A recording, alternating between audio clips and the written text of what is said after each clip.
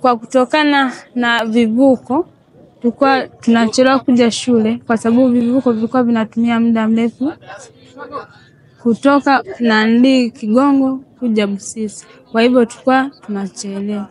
Kwa hivyo mimi nikitoka huko hiyo saa 11 kuja kufika huko saa 2, ninakuwa nimechelewa vipindi vya darasani.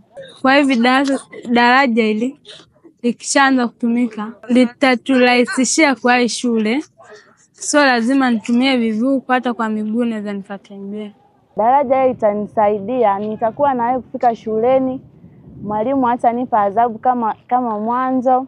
Nitaamka asubuhi na mapema, nitapitia darajani, au nitanunua baskeli, nitakuwa nawe kuja shule. Daraja hili litanisaidia sana. Na historia kubwa mimi na Mama Samia kwa kutujengea daraja hili, kwa sababu wazazi mama zangu kutumia daraja. Kwa hiyo namshukuru Mama Samia kwa kutujengea daraja hili. Ni historia kubwa sana. Hii daraja liko karibu kufunguliwa. Sisi kwa wanafunzi, yani kwa sasa hivi limeturahisishia kutupa njia ya kuweza kufika haraka shuleni.